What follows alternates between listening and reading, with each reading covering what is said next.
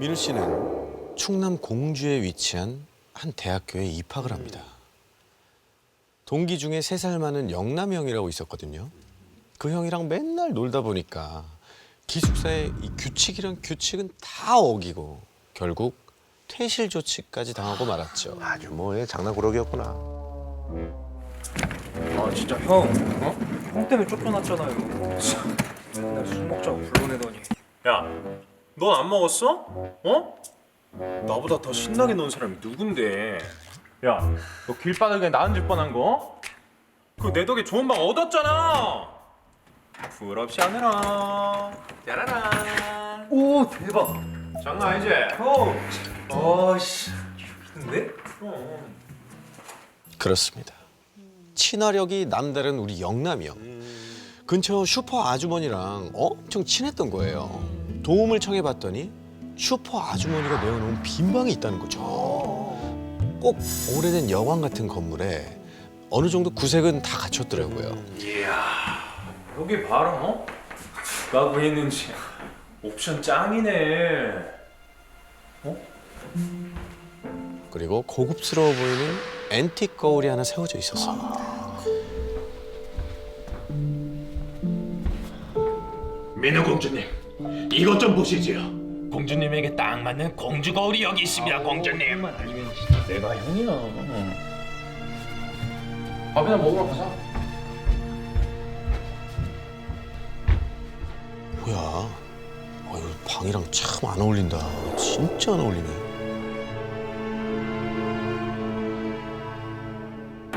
그러던 어느 날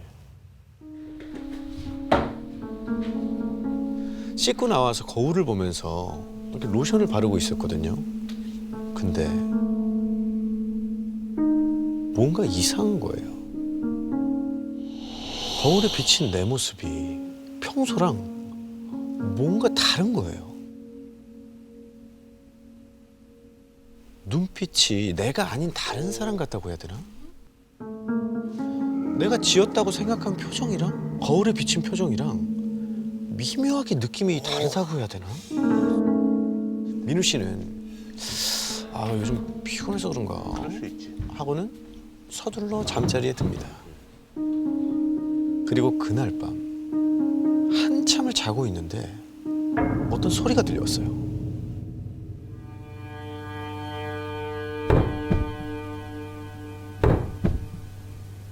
비몽사몽한 상태로 그 소리를 듣고 있었는데 몸이 안 움직이는 겁니다. 이게 가위인가? 민우 씨는 지금까지 가위에 눌려본 적이 단 한 번도 없었거든요.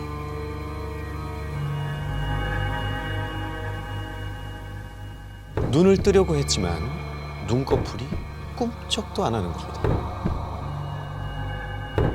눈에 힘을 막 뜨고 가까스로 이렇게 실눈을 떴는데 와. 왜?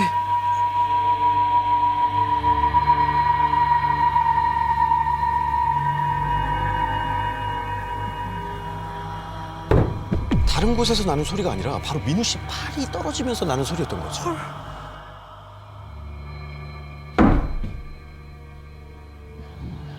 팔이 왔다 갔다 하는 속도가 점점 빨라지는 걸 이렇게 목격하는 순간 너무 놀란 민우 씨는 집을 뛰쳐나와 영남이 형네에서 잘 수밖에 없었죠. 그런데 어머니와 통화를 하다가 이 얘기를 했더니 바로 다음 날 찾아오신 거예요. 걱정되니까. 안동에서 정말 유명하다는 친한 법사님과 함께 왔습니다. 법사님은 향 같은 걸 피워서 방 안을 휘휘 도시더니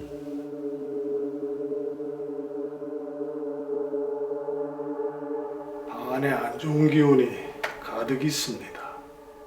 방 안에. 특히 저 거울.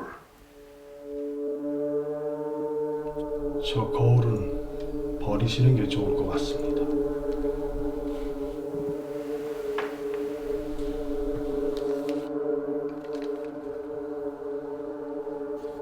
꼭 지니고 다니십시오.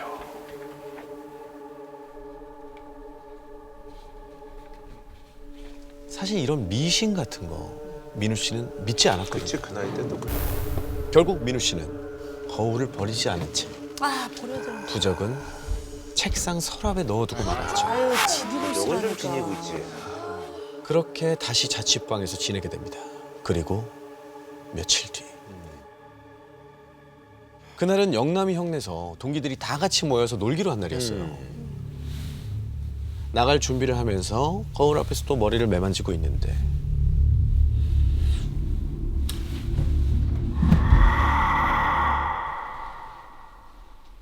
그때 그 느낌이었어요. 손도 가지고 있는.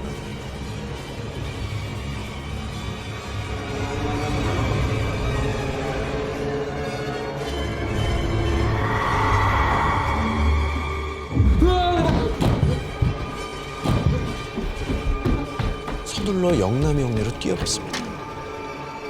도착했더니 이미 동기들부터 다른 과 친한 애들까지 다 모여 있더라고요. 야, 제일 가까운 데 사는 애가 늦으면 어떡하냐? 어? 너 일단 한 잔해. 자, 아, 형. 그 우리 집 거울 있잖아. 응. 거기서 귀신을 본 것 같아.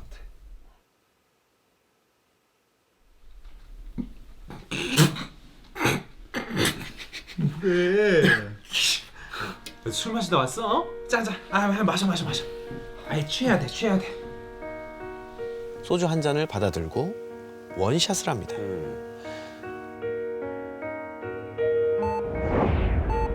눈을 떴는데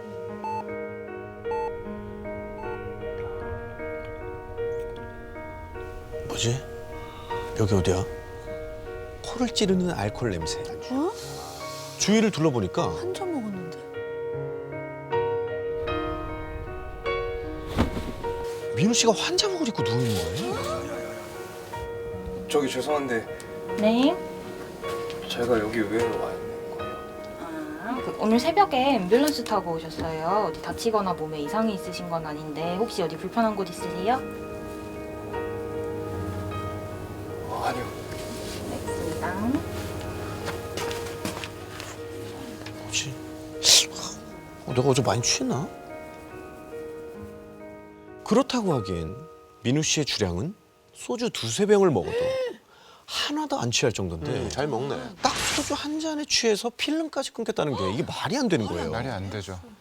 순간 생각나는 건 영남이 형밖에 없었습니다. 우선 영남이 형한테 전화를 걸었죠. 형. 저 어제 무슨 일 있었어요? 야, 너희 새끼. 너 뭐야? 어제 바로 집에 가더니. 그게 무슨 말이에요? 아니, 너 소주 한 잔 마시더니 갑자기 바로 집에 갔잖아. 저 지금 응급실 있는데.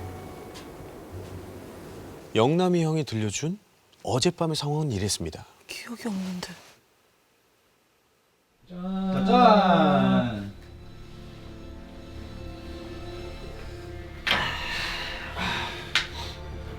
여기 저번에 소개팅 했다 하지 않았어? 말하지 말라 했잖아. 왜? 아, 또야? 민우 오늘 약하네 좀. 실망스러운데? 형. 저 집에 갈게요. 집에? 집에 할 일이 좀 있어서요.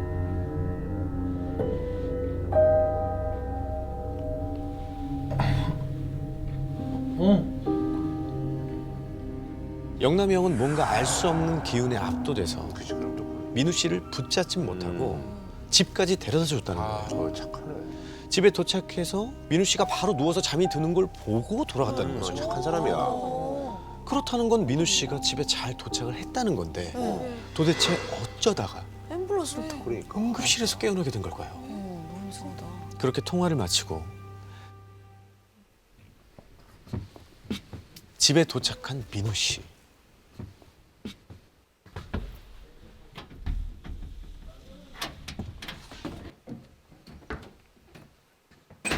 방 안에 들어선 순간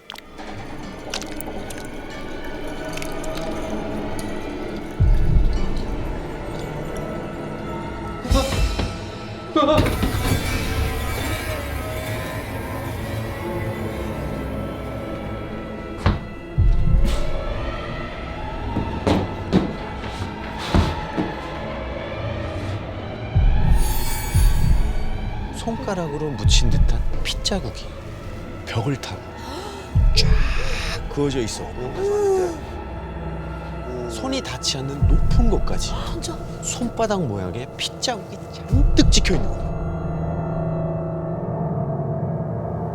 뭐야? 어떻게 그러지? 정신없이 슈퍼 아주머니를 찾아가 들은 이야기는 충격 그 자체였습니다. 아유, 어제 집에서 뭐 싸움판이라도 벌렸어? 민우 학생 집이 엄청 시끄럽다고 옆집 여자가 경찰에 신고를 했더라고. 옆집 여자의 말에 따르면 민우 씨 집에서 여러 명의 사람들이 거칠게 싸우는 소리가 들리더라고요. 고함치는 소리, 욕설이 오가는 소리, 쿵 부딪히는 소리, 축 넘어가는 소리까지 들려와서 진짜 이러다 누가 죽겠구나 싶었다는 거죠. 더 놀라운 건 경찰이 와서 방문을 열어봤더니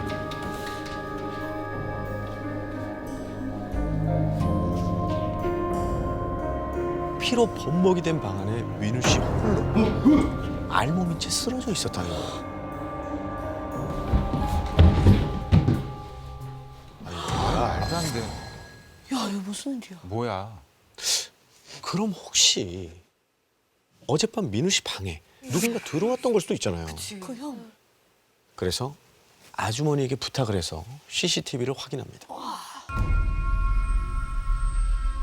민우 씨가 집을 나서는 장면.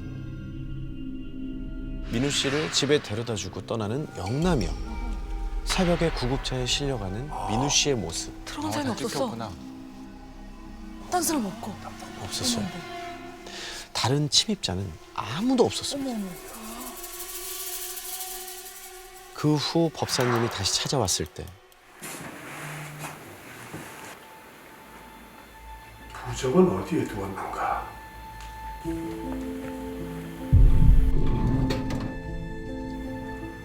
자넨 씨였었어. 자네 몸을 노린 노안귀가 거울에 깃들어 있었거든. 악령에게 비가 되면 피를 쏟게 돼 있어. 코 피든 토에는 피든 그건 자네가 쏟은 피일 거야.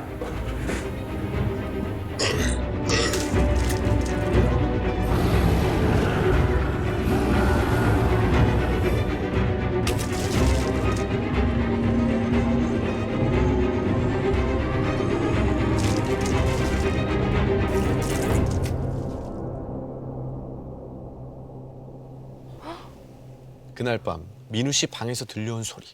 과연 누구와 다투던 소리였을까요?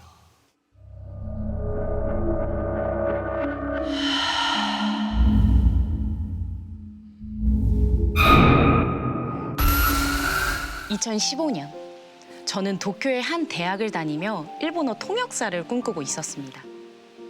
동시에 가난한 유학생이기도 했죠.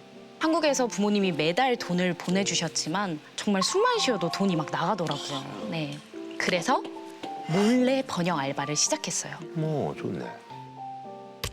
그날도 평소처럼 번역 구인 사이트를 보고 있는데 헐! 장당 10만 원? 와. 보통 번역료가 A4 한 장에 3만 원인데 무려 장당 10만 원짜리 알바가 올라온 거예요. 무조건 해야지. 그래서 누가 채갈까 봐 제가 잽싸게 클릭을 했죠. 의뢰는 간단했습니다. 첫 번째, 총 17편으로 이뤄진 이야기를 한국어로 번역할 것. 그리고 두 번째, 번역한 내용을 한국 사이트에 직접 올릴 것. 뭐지 이게? 그리고 이 작업을 모두 마치면 성공 보수 100만 원이 추가 지급된다. 무조건 해야지. 그쵸. 이거. 이런 꿀알바를 다른 사람한테 뺏길 수는 없잖아요. 빨리 신청해야지. 그래서 제가 바로 지원을 했습니다. 네. 번역할 이야기의 제목은 익힌 인형. 우리말로 살아있는 인형. 괴담이구만 괴담. 일본의 유명한 방송인이자 괴담사인 이나가와 준지가 알고 있는 가장 기이하고 무서운 이야기라고 쓰여 있었습니다. 약 50년 전 그가 한 인형극에 섭외되면서 직접 경험한 일이기 때문이죠. 저는 호기심을 느끼며 의뢰인이 함께 보내온 사진을 열었습니다. 인형인데 섬뜩하네. 네. 진짜 무섭다. 바로 이 인형이 괴담의 주인공인데요. 크기가 무려 125cm나 돼서 그런지 네 맞아요. 진짜 사람 같지 않나요? 네. 아니 이목구비가 진짜 무섭게 생겼어. 네. 눈을 감고 있네. 옆으로 길게 찢어진 눈을 감은 채 희미한 미소를 짓는 얼굴. 금방이라도 눈을 팍 뜰 것 같은 음산함을 느꼈습니다. 하지만 저는 세차게 머리를 흔들고 바로 타자기를 치기 시작했어요. 이키닝교 세 번째 이야기. 자정이 넘은 시각. 이나가와 준지는 심야 방송을 마치고 집으로 향하고 있었다. 그런데 어두운 고속도로 갓길 위에 무언가 우뚝 솟은 형체가 보였다. 표지판인가 했지만 자세히 보니 그건 표지판 높이까지 올라선 여자의 뒷모습이었다. 저긴 어떻게 올라갔지? 설마 저기서 떨어지려는 건가? 그때 여자의 고개가 뚜둑 뚜둑 뚜둑 조금씩 앞을 향하더니 어느새 순식간에 그의 차 바로 앞에 서 있는 게 아닌가. 그것을 애써 못 본 척하고 집에 도착한 이나가와 넋을 놓고 멍하니 거실에 앉아 있는데 아내가 방에서 나와 질문을 했다. 당신 같이 온 친구는 어디 갔어? 이상하네 안 해도. 그가 무슨 소리냐고 되묻자 아내가 말했다. 왜 그래? 방금 전까지 거실을 빙빙 돌아다니는 발소리가 났단 말이야. 늦은 밤 한창 번역을 하는데 현관밖에서 무슨 소리가 들려왔어요. 딸깍, 딸깍, 딸깍. 처음에는 잘못 들었나 싶었는데 마치 누군가 집 앞을 서성이는 것 같아 제가 소름이 돋았어요. 새벽 2시가 넘었는데 누구지? 숨을 죽이고 조심스럽게 현관으로 다가가는데 그 순간 발소리가 뚝 끊겼어요. 저 누구세요? 작은 구멍 사이로 밖을 내다본 저는 급하게 두 손으로 입을 막았습니다. 눈앞에는 빨간 기모노를 입고 단발머리를 한 인형이 서 있었어요. 그 인형이 쫓아왔구나. 척키처럼. 내가 너무 번역에 집중해서 헛것이 보이나? 아니, 도저히 믿기지가 않아 심호흡을 하고 밖을 다시 내다봤어요. 그런데 인형은 감쪽같이 사라져 있었습니다. 설마 내가 잘못 본 거겠지. 다시 번역을 하려는데 집중이 될 리가 없잖아요. 찜찜한 마음에 그만둘까 고민도 했지만 통장 잔고를 보니 안 할 수가 없겠더라고요. 돈 때문에 해야 돼, 돈 때문에. 그렇게 며칠 후 비가 쏟아지는 어느 밤 번역을 하다가 너무 피곤해서 커피를 사러 나오는 길이었어요.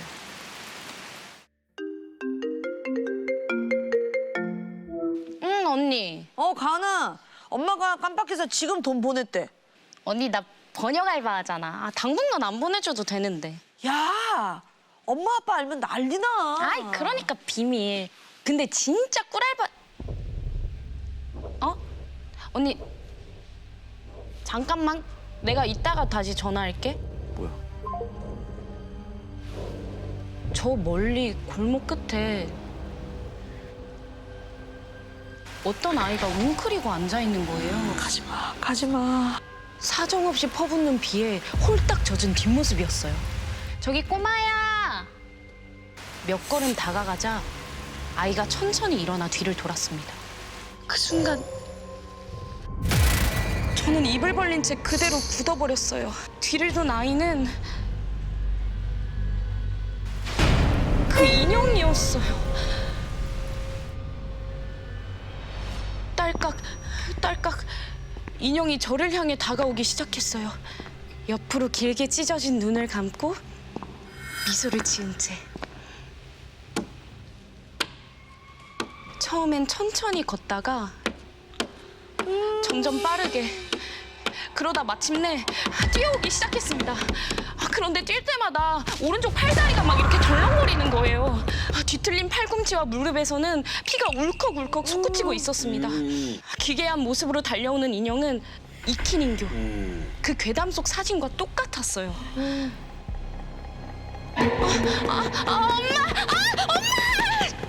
정말 온 힘을 다해 죽기 살기로 달렸어요. 이를 악물고 계속 달렸습니다. 드디어 집 앞. 허겁지겁 현관문에 열쇠를 꽂아 넣었는데 진짜 어떻게 열쇠가 자꾸 헛도는 거예요. 제발 좀 열려라. 계단을 빠르게 올라오는 남학신 소리가 바로 등 뒤까지 가까워졌을 때 간신히 집에 들어가 문을 잠글 수 있었습니다. 아무래도 그 번역 때문인 것 같아. 뭔가 단단히 잘못했음을 직감했어요. 곧장 책상으로 뛰어가 의뢰인이 보내준 자료를 뒤져봤습니다. 이키닌교 4번째 이야기.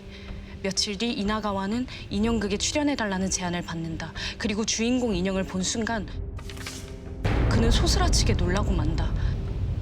빨간 기모노를 입고 단발머리를 한 인형은 지난밤 그가 고속도로에서 본 소녀와 똑같은 모습이었다. 5번째 이야기. 그런데 소녀 인형은 오른쪽 팔과 다리가 모두 비틀어져 있었다. 6번째 이야기. 인형극이 시작된 후 조명팀, 미술팀, 음향팀까지 스태프들이 하나둘씩 다쳤다. 그런데 다친 부위가 모두 오른쪽이다. 아이고 야야. 믿을 수 없는 내용은 계속됐어요. 인형과 관련된 사람들이 실종되고 집에 불이 나고 심지어 그 가족이 죽기까지 했다는 겁니다. 그리고 이 모든 건 인형에 붙은 영혼 때문이라고 했어요. 과거 도쿄 대공습 때 오른팔과 오른발을 폭격당해 죽은 소녀의 영혼이 저주를 내린 거라고요. 그리고 그 저주는 결국 저에게도 찾아왔습니다. 안 돼. 아니 번역을 이어갈수록 몸이 자꾸만 이상해지는 거예요. 오른쪽 손발이 아프다가 점차 감각이 무뎌졌어요. 설마. 그러다가 얼굴이 왜 이러지? 오른쪽 얼굴에 경련이 일어나더니 뒤틀린 채로 그만 굳어버렸습니다. 이대로 계속하면 정말 큰일이 벌어지겠다는 두려움에 의뢰인에게 번역을 그만두겠다는 메일을 보냈습니다. 늦었어 이제. 근데 어떤 답장도 오질 않더라고요. 근데 갑자기 안 와? 저는 이 인형에 대해 생각하지 않겠다고 다짐하며 얼굴을 붙잡고 애써 잠을 청했어요. 그렇게 몇 시간을 잤을까? 여보세요? 아, 왜 이렇게 전화를 안 받아? 무슨 일이 있어?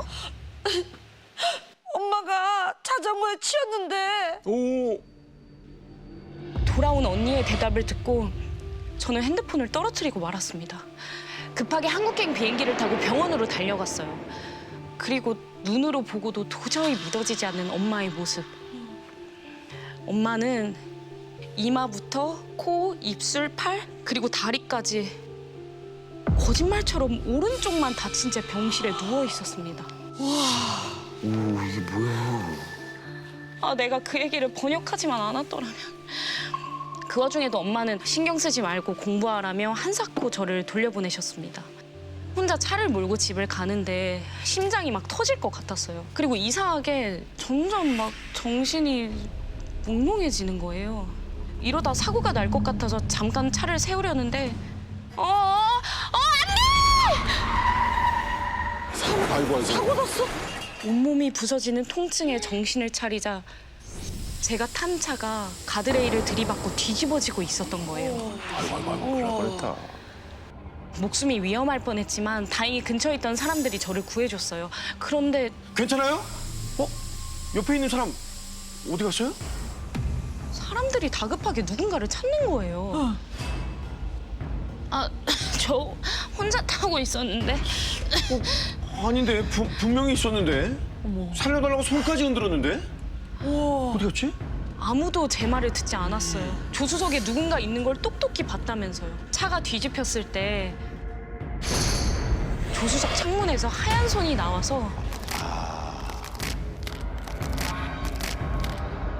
이렇게 천천히 흔들렸다고 말이죠. 그건 정말 살아있는 인형이었을까요? 저를 따라 한국까지 쫓아온 걸까요? 아니면 이 모든 게 그저 우연의 우연이었던 걸까요? 누군가 이 이야기를 듣고 오른쪽 몸이 아파온다면 부디 저에게 알려주시길 바랍니다.